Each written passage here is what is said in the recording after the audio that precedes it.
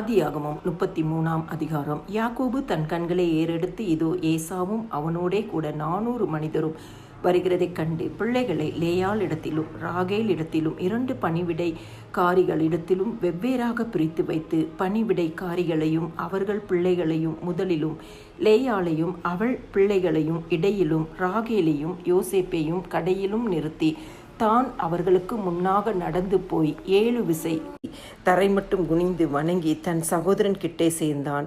அப்பொழுது ஏசா எதிர்கொண்டு ஓடி வந்து அவனை தழுவி அவன் கழுத்தை கட்டி கொண்டு அவனை முத்தம் செய்தான். இருவரும் அழுதார்கள். அவன் தன் கண்களை ஏறெடுத்து ஸ்திரீகளையும் பிள்ளைகளையும் கண்டு, உன்னோடு இருக்கிற இவர்கள் யார் என்றான். அதற்கு அவன், தேவன் உமது அடியானுக்கு அருளின பிள்ளைகள் என்றான். அப்பொழுது பணிவிடைக்காரிகளும் அவர்கள் பிள்ளைகளும் சேர்ந்து வந்து வணங்கினார்கள். லேயாளும் அவள் பிள்ளைகளும் சேர்ந்து வந்து வணங்கினார்கள். பின்பு யோசேப்பும் ராகேலும் சேர்ந்து வந்து வணங்கினார்கள். அப்பொழுது அவன், எனக்கு எதிர்கொண்டு வந்த அந்த மந்தையெல்லாம் என்னத்துக்கு என்றான். அதற்கு அவன், என் ஆண்டவனுடைய கண்களில் எனக்கு தயவு கிடைத்ததற்கு என்றான். அதற்கு ஏசா, என் சகோதரனே, எனக்கு போதுமானது உண்டு, உன்னுடையதே உனக்கு இருக்கட்டும் என்றான். அதற்கு யாக்கோபு, அப்படி அல்ல, உம்முடைய கண்களில் எனக்கு தயவு கிடைத்ததே ஆனால் என் வெகுமதியை என் கையிலிருந்து ஏற்றுக்கொள்ளும். நீர் என் மேல் பிரியமானீர். நான் உம்முடைய முகத்தை கண்டது தேவனுடைய முகத்தை கண்டது போல இருக்கிறது. தேவன் எனக்கு அனுகிரகம் செய்திருக்கிறார். வேண்டியதெல்லாம் எனக்கு உண்டு.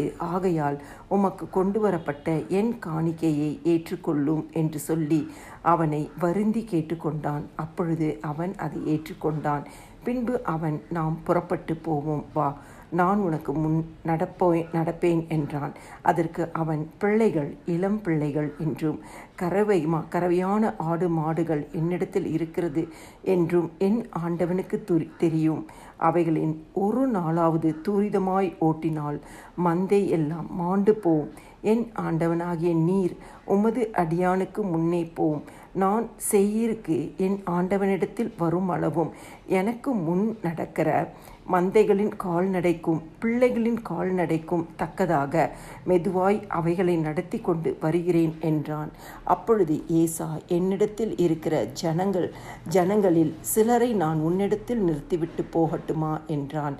அதற்கு அவன், அது என்னத்திற்கு? என் ஆண்டவனுடைய கண்களில் எனக்கு தயவு கிடைத்தால் மாத்திரம் போதும் என்றான். அன்றைய தினம் ஏசா திரும்பி தான் வந்த வழியே சேயீருக்கு போனான். யாக்கோபு சுக்கோத்திற்கு பிரயாணம் பண்ணி தனக்கு ஒரு வீடு கட்டி தன் மிருக ஜீவன்களுக்கு கொட்டாரங்களை போட்டான். அதனாலே அந்த ஸ்தலத்துக்கு சுக்கோத் என்று பெயரிட்டான். யாக்கோபு பதான் அராமிலிருந்து வந்த பின் கானான் தேசத்தில் இருக்கிற சாலேம் என்னும் சீகேமுடைய பட்டணத்திற்கு அருகே சென்று பட்டணத்திற்கு எதிரே கூடாரம் போட்டான்.